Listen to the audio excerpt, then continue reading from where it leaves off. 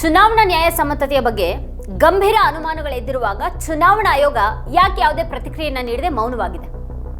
ಅನೇಕ ನಾಗರಿಕರು ಮತ್ತು ಸಂಸದರು ಇವಿಎಂಗಳ ವಿಶ್ವಾಸಾರ್ಹತೆಯನ್ನು ಬಹಿರಂಗವಾಗಿ ಪ್ರಶ್ನೆ ಮಾಡ್ತಾ ಇರುವಾಗ ಚುನಾವಣೆಗಳು ಇನ್ನೂ ಇವಿಎಂ ಮೂಲಕನೇ ಯಾಕೆ ನಡಿಬೇಕು? ಬ್ಯಾಲೆಟ್ ಪೇಪರ್ ಅನ್ನು ಬಳಸಿಕೊಂಡು ಚುನಾವಣೆಗಳನ್ನು ನಡೆಸುವ ಮೂಲಕ ಜನರ ನಂಬಿಕೆಯನ್ನು ಗಳಿಸೋದಕ್ಕೆ ಆಯೋಗಕ್ಕೆ ಯಾಕೆ ಸಾಧ್ಯ ಆಗ್ತಾ ಇಲ್ಲ? ಮಾಧ್ಯಮಗಳು ಒಂದು ಪಕ್ಷಕ್ಕೆ ಬೆಂಬಲವನ್ನು ನೀಡ್ತಾ ಇರುವಾಗ ಮತ್ತೆ ಒಂದೇ ಪಕ್ಷಕ್ಕೆ ದೊಡ್ಡ ಪ್ರಮಾಣದ ಕಾರ್ಪೊರೇಟ್ ಹಣ ಬರ್ತಾ ಇರುವಾಗ ಇಲ್ಲಿ ನ್ಯಾಯ ಅನ್ನೋದು ಎಲ್ಲಿದೆ? ಎಲ್ಲಾ ಸರ್ಕಾರಿ ಸಂಸ್ಥೆಗಳು ಆಡಳಿತ ಪಕ್ಷದ ನಿಯಂತ್ರಣದಲ್ಲಿರುವಾಗ ಚುನಾವಣೆ ಸಮಯದಲ್ಲಿ ನಡೆಯುವಂತಹ ಅಧಿಕಾರ ದುರುಪಯೋಗದ ಬಗ್ಗೆ ಪಾರದರ್ಶಕ ತನಿಖೆ ಯಾಕೆ ನಡೀತಾ ಇಲ್ಲ? ಚುನಾವಣಾ ಆಯುಕ್ತರ ನಿರ್ಧಾರಗಳು ದೇಶದ ಭವಿಷ್ಯದ ಮೇಲೆ ನೇರ ಪರಿಣಾಮವನ್ನು ಬೀರುವಾಗ ಅವರನ್ನು ಆಯ್ಕೆ ಮಾಡೋದಕ್ಕೆ ಸ್ವತಂತ್ರ ಮತ್ತೆ ಸಮತೋಲಿತ ವ್ಯವಸ್ಥೆ ಯಾಕಿಲ್ಲ ಇಲ್ಲಿ? ಈ ಬಗ್ಗೆನೇ ಇವತ್ತಿನ ವಿಡಿಯೋದಲ್ಲಿ ನಾವು ಚರ್ಚೆ ಮಾಡೋಣ. ನೀವು ಈ ವಿಡಿಯೋವನ್ನು ನೋಡ್ತಾ ಇದ್ರೆ ಈಗಲೇ ವಿಡಿಯೋ ಕೆಳಗೆ ಕಾಣ್ತಾ ಇರುವಂಥ ಸಬ್ಸ್ಕ್ರೈಬ್ ಬಟನ್ ಹಾಗೆ ಪಕ್ಕದಲ್ಲಿರುವಂಥ ಬೆಲ್ ಐಕಾನ್ನ ಪ್ರೆಸ್ ಮಾಡಿ ನಮ್ಮನ್ನು ಪ್ರೋತ್ಸಾಹಿಸಿ ಮತ್ತು ಬೆಂಬಲಿಸಿ. ಈ ವಿಡಿಯೋವನ್ನು ಮಿಸ್ ಮಾಡದೆ ಕೊನೆವರೆಗೂ ನೋಡಿ. ಹಾಗೆ ಈ ಕುರಿತಾಗಿ ನಿಮಗೇನು ಅಭಿಪ್ರಾಯಗಳಿದೆ ಅದನ್ನು ವಿಡಿಯೋದ ಕೆಳಗಡೆ ಕಮೆಂಟ್ ಮಾಡಿ ನಮಗೆ ತಿಳಿಸಿ. ಹಾಗೆ ವಿಡಿಯೋದ ಲಿಂಕನ್ನು ನಿಮ್ಮೆಲ್ಲ ಬಂಧು ಮಿತ್ರರಿಗೆ ವಾಟ್ಸ್ಆ್ಯಪ್ ಮಾಡಿ ಸತ್ಯವನ್ನು ಎಲ್ಲೆಡೆಗೆ ತಲುಪಿಸಿ. ಈಗ ನಾವು ವಿಷಯಕ್ಕೆ ಬರೋಣ. ಲೋಕಸಭೆಯಲ್ಲಿ ಚುನಾವಣಾ ಸುಧಾರಣೆಗಳು ಮತ್ತು SIR ಕುರಿತ ಚರ್ಚೆ ನಡೆದಿದೆ. ಸಂಸದರಾದ ಅಖಿಲೇಶ್ ಯಾದವ್ ಮತ್ತು ಮನೀಶ್ ತಿವಾರಿ ಅಂತವರು ಮಾಡಿದಂಥ ಆರೋಪಗಳು ಮತ್ತು ನೀಡಿದಂಥ ಸಲಹೆಗಳನ್ನು ಚುನಾವಣಾ ಆಯೋಗ, ಅದರಲ್ಲೂ ಮುಖ್ಯ ಚುನಾವಣಾ ಆಯುಕ್ತ ಜ್ಞಾನೇಶ್ ಕುಮಾರ್ ಅವರು ಗಮನಿಸಬೇಕಾಗಿದೆ. ಮನೀಶ್ ತಿವಾರಿ ಸೂಚಿಸಿದಂಥ ಕಾನೂನು ಪರಿಹಾರಗಳು ಚುನಾವಣಾ ಪ್ರಕ್ರಿಯೆಯಲ್ಲಿನ ನ್ಯೂನ್ಯತೆಗಳನ್ನು ಪರಿಹರಿಸುತ್ತವೆ ಮತ್ತು ಅವುಗಳನ್ನು ಸುಧಾರಿಸ್ತವೆ. ಚುನಾವಣಾ ಆಯೋಗ, ಮಡಿವಂತ ಮಾಧ್ಯಮ ಮತ್ತು ಇವತ್ತಿನ ಸಮಾಜ ದೂರ ಸರಿಯುವ ಸಂಗತಿಗಳನ್ನು ಅಖಿಲೇಶ್ ಯಾದವ್ ಅವರ ಭಾಷಣ ಬಹಿರಂಗಪಡಿಸಿದೆ. ಆಯೋಗದ ಜೊತೆಗೆ ಮಾಧ್ಯಮಗಳು ಕೂಡ ಏಕಪಕ್ಷೀಯವಾಗಿವೆ. ಚುನಾವಣೆಯ ಸಮಯದಲ್ಲಿ ವಿರೋಧ ಪಕ್ಷಗಳಿಗೂ ಸಮಾನ ಜಾಗ ನೀಡಬೇಕು ಅಂತ ಅಖಿಲೇಶ್ ಯಾದವ್ ಅವರು ಒತ್ತಾಯ ಮಾಡಿದ್ದಾರೆ. मीडिया का जो रोल है चुनाव में, कुछ बात हम लोगों को समझ में नहीं आती. हमारे जो गरीब मतदाता हैं वो कभी कभी अध्यक्ष महोदय हमसे पूछते हैं कि आप तो टीवी पे आते हैं और चले जाते हैं. कुछ लोग टीवी पे आते हैं फिर जाते ही नहीं हैं. ये कारण क्या है? अगर इलेक्शन के समय पर हम पॉलिटिकल पार्टीज को स्पेस अगर बराबर नहीं मिलेगा तो शायद चुनाव निष्पक्ष नहीं होंगे. इसलिए अध्यक्ष महोदय, आपके माध्यम से मेरा सुझाव ये भी है कि चाहे वो प्राइवेट हो चाहे सरकारी हो, मीडिया में बराबर का कहीं ना कहीं हम लोगों को भी स्पेस मिलना चाहिए. ರಾಜಕೀಯ ಪಕ್ಷಗಳು ಚುನಾವಣೆಯ ಸಮಯದಲ್ಲಿ ಸಮಾನ ಸ್ಥಾನವನ್ನು ಪಡೆದೇ ಇದ್ರೆ ಚುನಾವಣೆಗಳು ನ್ಯಾಯಯುತವಾಗಿ ಇರೋದಿಲ್ಲ ಅಂತ ಅವ್ರು ಹೇಳಿದ್ದಾರೆ. ಯಾವುದೇ ಒಂದು ಚುನಾವಣಾ ಉದಾಹರಣೆಯನ್ನೇ ಇಲ್ಲಿ ತೆಗೆದುಕೊಂಡ್ರೂ ಕೂಡ ಪತ್ರಿಕೆ ಮತ್ತು TV ವರದಿಯನ್ನು ಗಮನಿಸಿದ್ರೆ ವಿರೋಧ ಪಕ್ಷಗಳು ಅಲ್ಲಿ ಕಾಣೆಯಾಗ್ಬಿಟ್ಟಿವೆ ಅನ್ನೋದು ತಿಳಿಯುತ್ತೆ ಅಂತ ಹೇಳಿದ್ದಾರೆ. BJPಗೆ ಲಾಭವಾಗುವಂಥ ವಿವಿಧ ರೀತಿಯ ಪ್ರಚಾರವನ್ನು ಬಳಸಲಾಗುತ್ತೆ. BJP ತುಂಬ ಜನಪ್ರಿಯವಾಗಿದ್ದರೆ ಮತ್ತು ಅಪಾರ ಸಾರ್ವಜನಿಕ ಬೆಂಬಲವನ್ನು ಹೊಂದಿದ್ರೆ ಅದು ಸಮಾನ ಮೈದಾನದಲ್ಲಿ ಚುನಾವಣೆಗಳನ್ನು ಎದುರಿಸಬೇಕು. ಮಾಧ್ಯಮಗಳಲ್ಲಿ ವಿರೋಧ ಪಕ್ಷಗಳಿಗೆ ಸಮಾನ ಸ್ಥಾನಮಾನದ ಬೇಡಿಕೆಯನ್ನು ಕೂಡ ಅದು ಬೆಂಬಲಿಸಬೇಕು ಅಂತ ಅಖಿಲೇಶ್ ಯಾದವ್ ಅವರು ಹೇಳಿದ್ದಾರೆ. ಅವರು ಫಾರೂಕಾಬಾದ್, ಮಿಲ್ಕಿಪುರ ಮತ್ತು ರಾಂಪುರದಲ್ಲಿ ನಡೆದಂಥ ಉಪಚುನಾವಣೆಗಳನ್ನು ಅಖಿಲೇಶ್ ಯಾದವ್ ಅವರು ಉಲ್ಲೇಖ ಮಾಡಿದರು. ರಾಂಪುರ ಲೋಕಸಭೆ ಚುನಾವಣೆಯಲ್ಲಿನ ಅಕ್ರಮದ ಬಗ್ಗೆ ಅವರು ಉಲ್ಲೇಖ ಮಾಡಿದರು. ಚುನಾವಣೆ ಪ್ರಾರಂಭವಾದ ಕ್ಷಣದಲ್ಲಿ ಮತದಾರರು ತಮ್ಮ ಮನೆಗಳನ್ನು ಬಿಟ್ಟು ಹೋಗದ ಹಾಗೆ ಪೊಲೀಸರು ಮತ್ತು ಇಡೀ ಆಡಳಿತ ಹೇಗೆ ಕೆಲಸ ಮಾಡ್ತು ಅನ್ನೋದನ್ನು ನಾವು ನೋಡಿದ್ದೀವಿ ಅಂತ ಹೇಳಿದರು. BJP ಸರ್ಕಾರದ ಇಡೀ ಪೊಲೀಸ್ ಆಡಳಿತ ಮತದಾರರು ತಮ್ಮ ಮನೆಗಳನ್ನು ಬಿಟ್ಟು ಹೋಗದ ಹಾಗೆ ತಡೆಯೋದಕ್ಕೆ ನಿಂತಿತ್ತು ಅಂತ ಅವ್ರು ಹೇಳಿದರು. ಮೊದಲ ಬಾರಿಗೆ BJPಯಲ್ಲಿ ಲೋಕಸಭೆ ಚುನಾವಣೆಯನ್ನು ಗೆದ್ದಿತ್ತು. ನಾವು ಪ್ರತಿಯೊಂದು ಘಟನೆಯನ್ನು ಚುನಾವಣಾ ಆಯೋಗಕ್ಕೆ ವರದಿ ಮಾಡಿದ್ದೀವಿ. ಪ್ರತಿಯೊಂದು ಘಟನೆಯ ಬಗ್ಗೆ ಪೊಲೀಸರು ಏನು ಮಾಡ್ತಾ ಇದ್ದಾರೆ, ಜಿಲ್ಲಾ ಮ್ಯಾಜಿಸ್ಟ್ರೇಟ್ ಏನು ಮಾಡ್ತಾ ಇದ್ದಾರೆ, ಆಯುಕ್ತರು ಏನು ಮಾಡ್ತಾ ಇದ್ದಾರೆ, ಇದೆಲ್ಲದರ ಬಗ್ಗೆಯೂ ಕೂಡ ನಾವು ವರದಿ ಮಾಡಿದ್ದೀವಿ. ಆದರೆ ಚುನಾವಣಾ ಆಯೋಗ ನಿಷ್ಪಕ್ಷವಾಗಿಲ್ಲ ಮತ್ತು BJPಯ ಗೆಲುವಿಗಾಗಿ ಅದು ಕೆಲಸ ಮಾಡುತ್ತೆ ಅಂತ ಅಖಿಲೇಶ್ ಯಾದವ್ ಅವರು ಹೇಳಿದ್ದಾರೆ. मैं सबसे पहला उदाहरण ये देना चाहता हूं कि रामपुर का बाई इलेक्शन जो लोकसभा का हुआ, जब लोकसभा का चुनाव बाई इलेक्शन रामपुर का हो रहा था तो भारतीय जनता पार्टी की सरकार के मुख्यमंत्री जी और पूरी भारतीय जनता पार्टी ने यह तय किया था कि समाजवादी पार्टी यहाँ से नहीं जीतेगी, यहाँ से भारतीय जनता पार्टी जीतेगी. और ये आशंका हम लोगों को थी कि हर तरीके से हम लोगों को दबाया जाएगा, हर तरीके से चुनाव में धांधली की जाएगी. और जिस समय चुनाव शुरू हुआ वो चीज़ें हम लोगों को देखने को मिली. सभापति महोदय, वोटिंग के दिन, जिस दिन वोट पड़ रहा था, उस दिन हम लोगों ने देखा कि किस तरीके से पुलिस और पूरा प्रशासन इस बात पे लगा हुआ था कि कोई भी वोटर घर से न निकले। रामपुर का बाई इलेक्शन हमने ऐसा देखा जहां पर पूरा पुलिस प्रशासन, भारतीय जनता पार्टी की सरकार ये कोशिश में लगी थी कि मतदाता बाहर ना निकले, और पहली बार भारतीय जनता पार्टी वहां से चुनाव लोकसभा का जीती। ये बाई इलेक्शन लोकसभा की बात कर रहा हूं मैं, और एक एक घटना की सूचना हम लोगों ने इलेक्शन कमीशन को दी है। एक एक घटना के पुलिस क्या कर रही है, पुलिस कहां बैरिकेडिंग लगाई है, पुलिस कहां रोक रही है, कौन पुलिस का अधिकारी कहां जा रहा है, डीएम क्या कर रहे हैं, कमिश्नर क्या कर रहे हैं। और उसके बावजूद भी इलेक्शन कमीशन ने एक भी किसी के खिलाफ कार्रवाई नहीं की। ಅವರು ಮಿಲ್ಕಿಪುರ ಉಪಚುನಾವಣೆಯನ್ನ ಕೂಡ ಇಲ್ಲಿ ಉಲ್ಲೇಖ ಮಾಡಿದ್ರು. ಮಿಲ್ಕಿಪುರದಲ್ಲಿ ಯಾವ ಅಧಿಕಾರಿಯನ್ನ ನೇಮಿಸಬೇಕು, ಯಾರು ಅಧ್ಯಕ್ಷರಾಗಿರ್ತಾರೆ ಅನ್ನೋದನ್ನ ನಿರ್ಧಾರ ಮಾಡೋದಕ್ಕೆ ಸ್ಥಳೀಯ ಸರ್ಕಾರ ಒಟ್ಟಾಗಿ ಕೆಲಸ ಮಾಡಿತು. ನಾವು ಜನರನ್ನ ರೆಡ್ ಹ್ಯಾಂಡ್ ಆಗಿ ಹಿಡಿದ್ವಿ. 6 ಮತಗಳನ್ನು ಚಲಾಯಿಸಿದ ನಂತರ ಹಿಂತಿರುಗ್ತಾ ಇದ್ದಂತಹ ಒಬ್ಬ ವ್ಯಕ್ತಿ ಸಿಕ್ಕಿಬಿದ್ದ. ಮತ್ತೊಂದು ಕ್ಷೇತ್ರದಿಂದ ಇನ್ನೊಬ್ಬ ವ್ಯಕ್ತಿ ಕೂಡ ಸಿಕ್ಕಿಬಿದ್ದ. ಸಾವಿರಾರು ಜನರೊಂದಿಗೆ ಆ ಸಭೆಗೆ ಬಂದಿದ್ದಂತಹ ಸಚಿವರು ಓಡ್ ಹೋದ್ರು. ಸುಧಾರಣೆ ಜಾರಿಗೆ ತರಬೇಕಾದ್ರೆ ನಮ್ಮ ಚುನಾವಣಾ ಆಯೋಗ ನಿಷ್ಪಕ್ಷವಾಗಿದ್ರೆ ಮಾತ್ರನೇ ಸುಧಾರಣೆ ಸಾಧ್ಯ ಅಂತ ಅವರು ಈ ಉದಾಹರಣೆಗಳ ಮೂಲಕ ಎತ್ತಿ ತೋರಿಸಿದ್ರು. वहां की सरकार ने मिलकर के किस अधिकारी को पोस्ट करना है, किसको प्रिसाइडिंग ऑफिसर बनाना है, और हम लोगों ने रंगे हाथ पकड़ा लोगों को। एक व्यक्ति को पकड़ा, वो 6 वोट के डाल के आ रहे थे। एक व्यक्ति को पकड़ा जो दूसरी विधानसभा से थे। एक मंत्री जी भाग गए जो हजारों लोगों को लेकर के उस विधानसभा में आए हुए थे। तो ये बातें मैं इसलिए बता रहा हूं कि अगर हमें रिफॉर्म करना है तो रिफॉर्म तभी संभव है जब हमारा इलेक्शन कमीशन निष्पक्ष होगा। चुनाव आयोग को निम्नलिखित बातों का सुधार करना ही होगा अध्यक्ष महोदय। ಚಂಡೀಗಢದಲ್ಲಿ ನಡೆದಂತಹ ಅಕ್ರಮದ ಬಗ್ಗೆಯೂ ಕೂಡ ಅವರು ಹೇಳಿದ್ರು. ನಕಲಿ ಮತದಾರರನ್ನ ಬಳಸೋದ್ರ ಬಗ್ಗೆ, ನಕಲಿ ಆಧಾರ್ ಕಾರ್ಡ್ಗಳನ್ನು ರಚಿಸುವ ಮೂಲಕ ಚುನಾವಣೆಯನ್ನ ತಿರುಚೋದ್ರ ಬಗ್ಗೆ, ಚುನಾವಣೆಯ ಸಮಯದಲ್ಲಿನ ಲಂಚದ ಬಗ್ಗೆ ಅಖಿಲೇಶ್ ಯಾದವ್ ಅವರ ಭಾಷಣ ಚುನಾವಣಾ ಪ್ರಕ್ರಿಯೆಗಳಲ್ಲಿನ ಅಸಮಾನತೆಯನ್ನು ಎತ್ತಿ ತೋರಿಸ್ತು. ಚುನಾವಣೆಗಳು ಸಮಾನ ಮೈದಾನದಲ್ಲಿ ನಡೆಯೋದಿಲ್ಲ ಅಂತ ತೋರಿಸೋದಕ್ಕೆ ಅವರು ಇಲ್ಲಿ ಹಲವಾರು ಉದಾಹರಣೆಗಳನ್ನು ಉಲ್ಲೇಖ ಮಾಡಿದರು.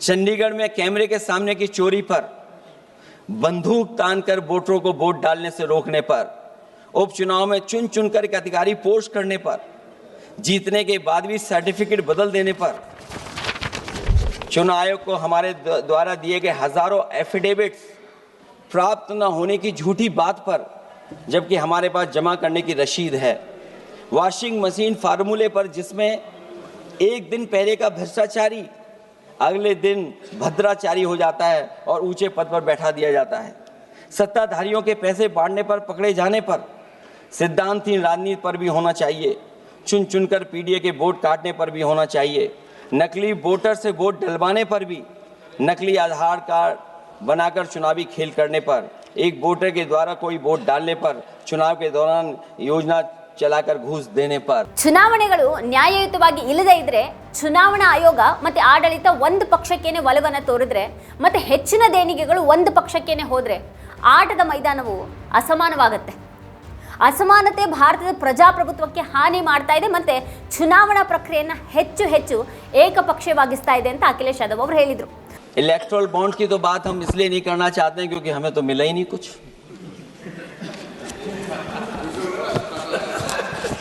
अध्यक्ष महोदय, क्या बात करूं मैं इलेक्ट्रल बॉन्ड की। सबसे ज्यादा इलेक्ट्रल बॉन्ड अगर किसी को मिले हैं तो सत्ता में बैठे हुए लोगों को मिले हैं। दूसरा कांग्रेस को मिला। कांग्रेस ही हमारे मित्र ऐसे कि हमें नहीं बताते कहां से मिलता है।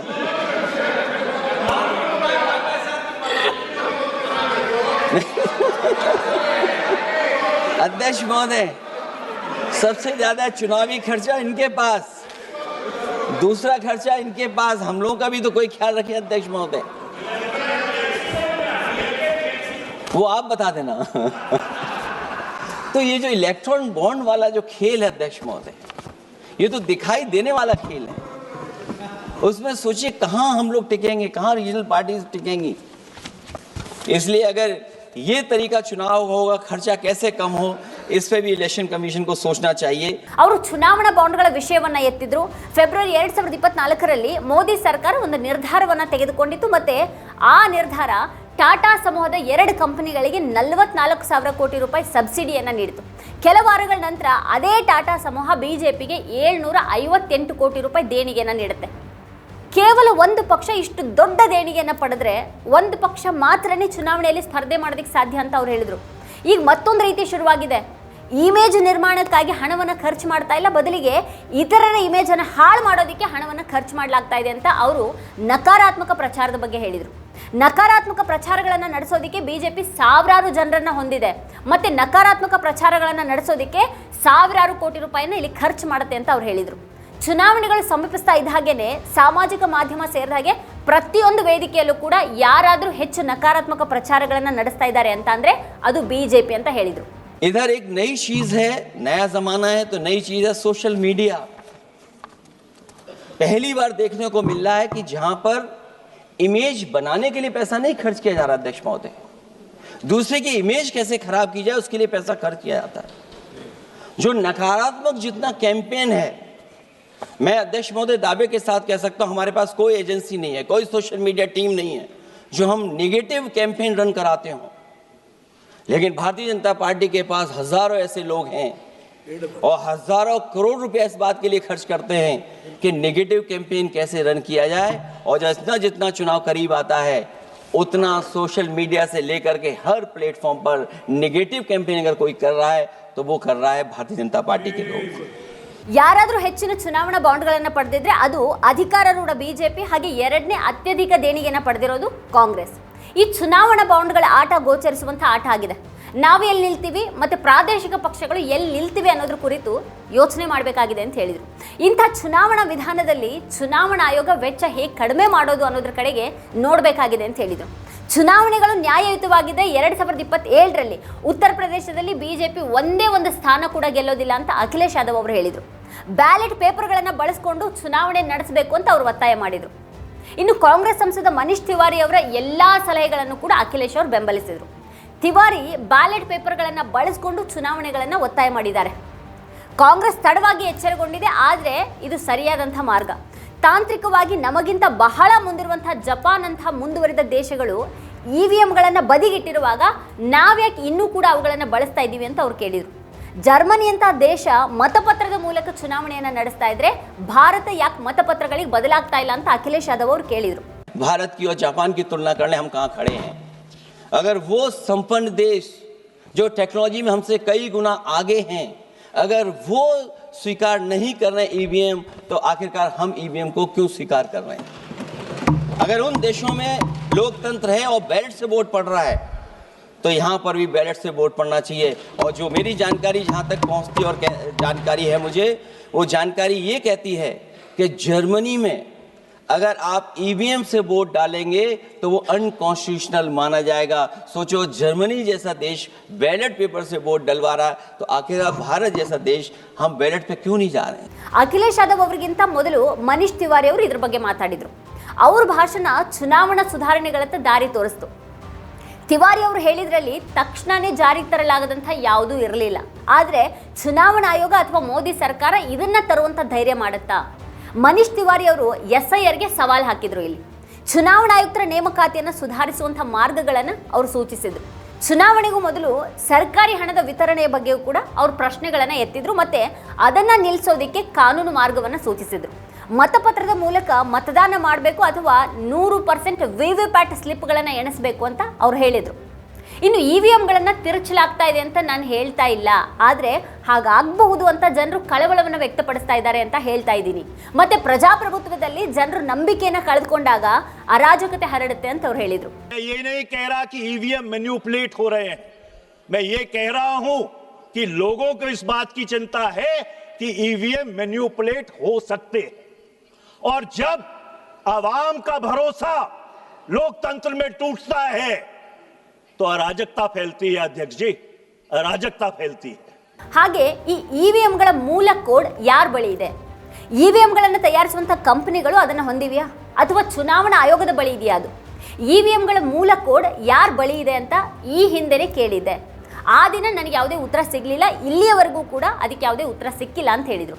और इसलिए ये बहुत जरूरी है। मैंने सदन में सवाल पूछा था, किरण रिजिजू जी यहाँ पे है नहीं, उस समय वो कानून मंत्री थे 25 मार्च 2002 को। मैंने ये पूछा था इस सदन में, आप आसन पे थे अध्यक्ष जी कि ये ईवीएम का सोर्स कोड किसके पास है।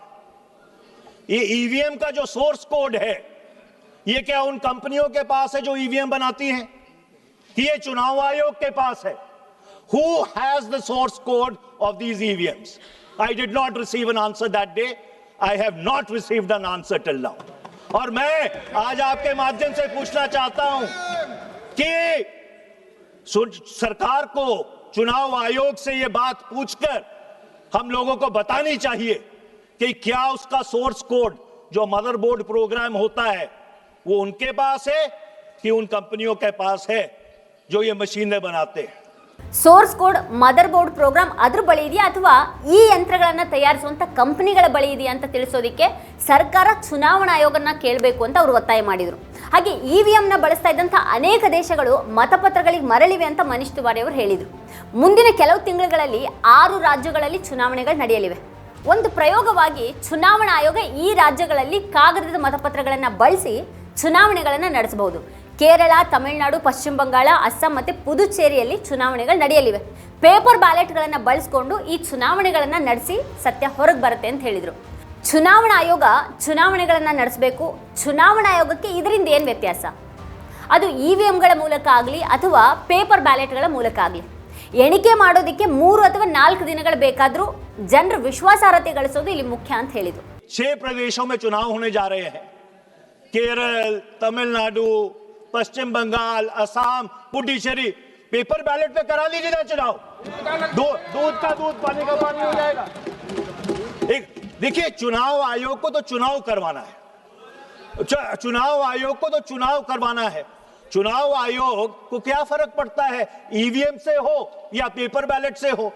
चलो अगर 3-4 दिन लग भी गए गिनती में, लोगों का भरोसा जो भारत की लोकतांत्रिक व्यवस्था है, जो भारत की बुनियाद है, जिस लोकतंत्र के बारे में हम दुनिया में गूंज गूंज के कहते हैं कि हम भारत देश के सबसे बड़ा लोकतंत्र है, उसकी विश्वसनीयता वापस आ जाएगी। अध्यक्ष जी, आज ये जो प्रश्न चिन्ह ईवीएम्स ने हमारे लोकतंत्र पर लगाया है, ये सबसे बड़ा जो सवालिया निशान है।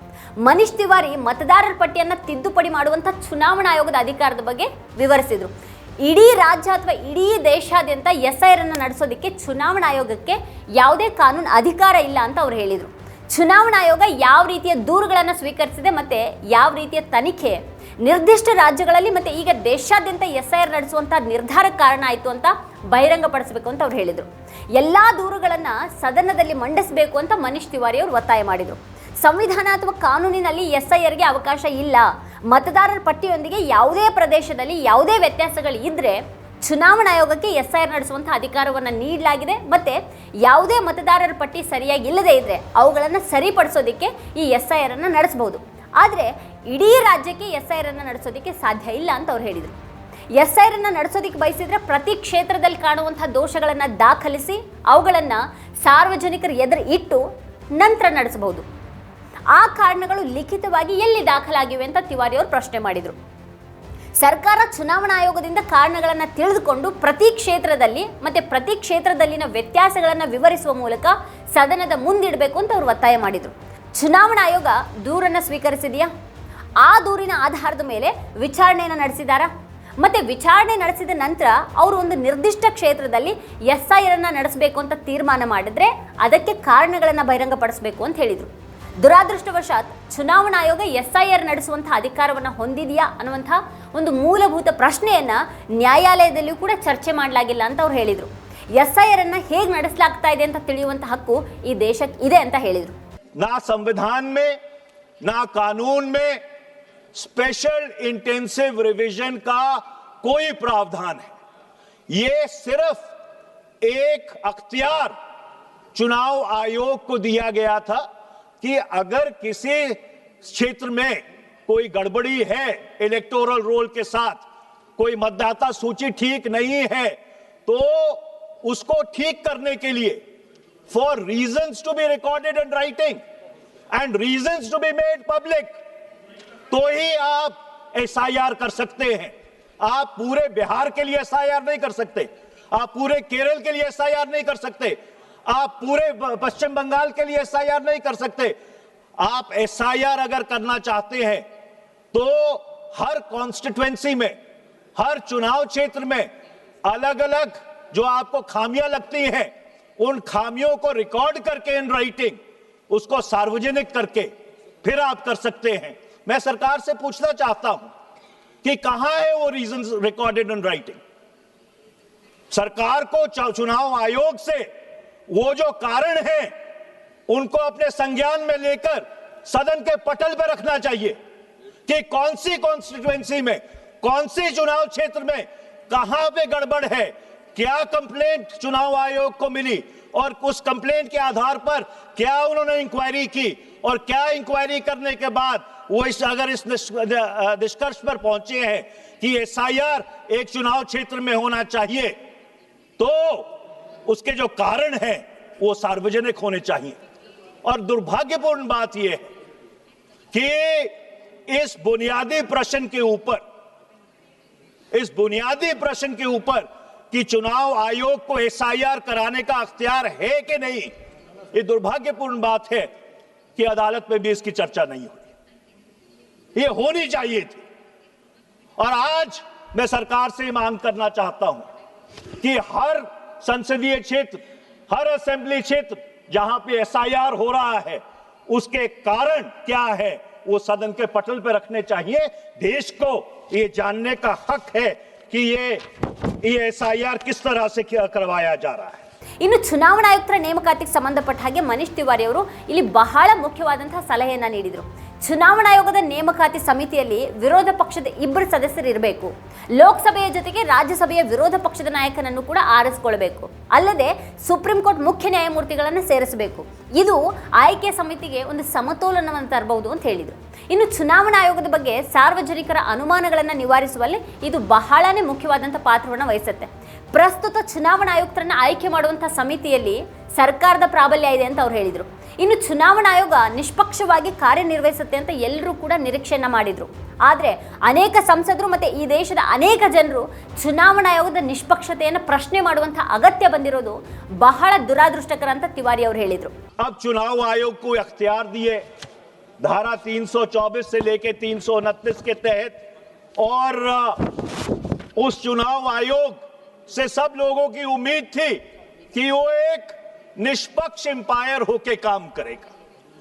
पर मुझे बहुत खेद से ये बात कहनी पड़ रही है और ये बहुत दुर्भाग्यपूर्ण बात है कि इस साइड पे बैठे बहुत सारे सदस्य और बहुत सारे इस देश में लोग ऐसे हैं जिनको चुनाव आयोग की निष्पक्षता पर आज सवालिया निशान खड़ा करने की जरूरत पड़ रही है।